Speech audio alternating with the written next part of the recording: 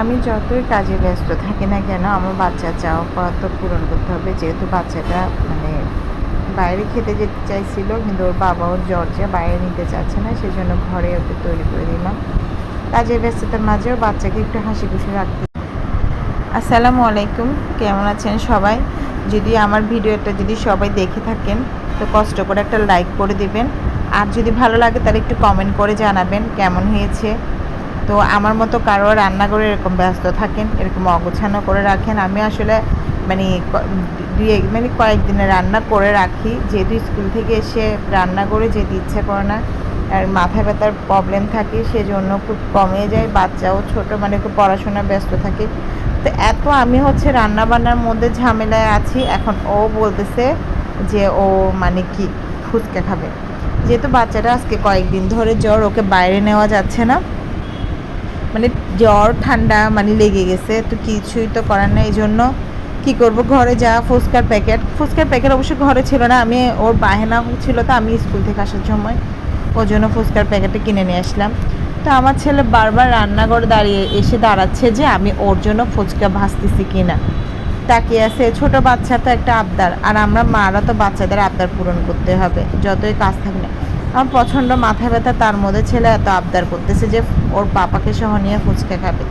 তো ওর আবদারের জন্য আমি ফুচকাগুলি ভেজে নিলাম। এদিকে আগে আলু ভর্তা সিদ্ধ ছিল, যেহেতু আমি ভর্তা করব, তো ভাগ্যিস ওটা ফুচকার জন্য কাজে লাগছে।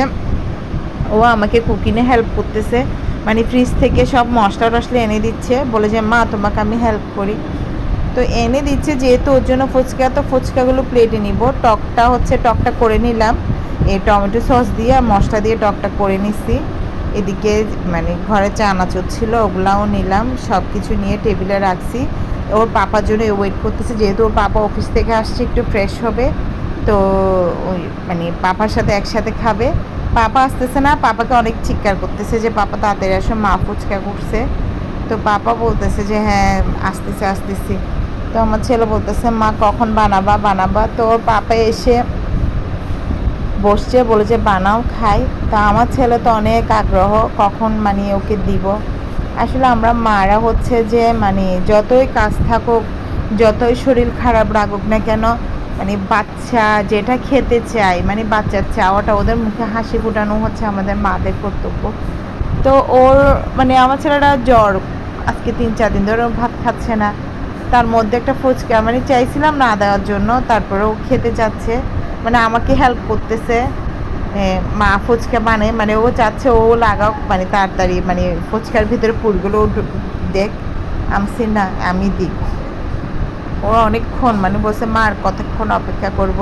তা আমি বানাতে পারতেছি না, ও দিয়ে মানে খাওয়ার জন্য চাচ্ছে। এক বাবা, আমার ছেলেটা কিছু হলো তো অন্তত খাচ্ছে, মানে ভাতটাও পেটে তো খাবার যাচ্ছে না, যেহেতু ঠান্ডা জ্বর, সেজন্য মানে চাচ্ছে। তো আমি করতেছি, দেখতেছি আমার সাথে সাথে আমাকে আমার ছেলেটা হেল্প করে দিচ্ছে। আর ওর পাপা হচ্ছে যে বসে বসে কখন খাবে সে চিন্তা করতেছে। তো বাচ্চা দেখতেছি নিয়েও একটা টক দিয়ে খেয়ে মানে খাচ্ছে, বলে যে মা আমি খাই। আমি আচ্ছা খাও। যেহেতু ছোটো বাচ্চা জ্বর মানে অসুস্থ, আর খেতে চাচ্ছে মার। তো আমি জাস্ট সব কিছু নিয়ে গুছিয়ে নিলাম, প্লেটে সাজিয়ে দিলাম ওদেরকে খাওয়ার জন্য। তো উপর দিয়ে একটু সুন্দর লাগার জন্য চানাচুর দিয়ে দিলাম, ওই ডালমুখ চানাচুর আর কি।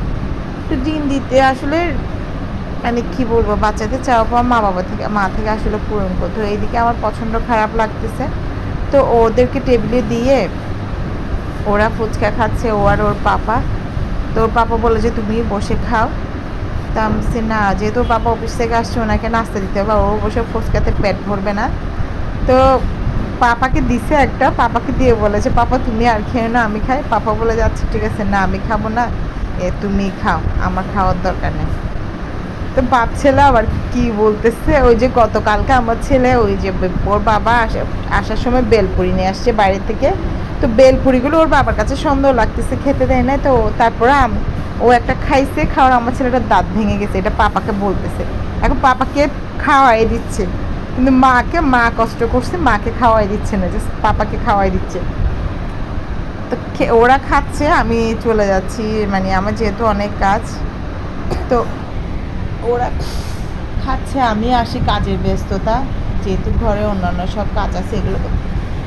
যদি আমার ভিডিও ভালো লেগে থাকে সবাই লাইক করবেন, শেয়ার করে দিবেন। আল্লাহ হাফেজ।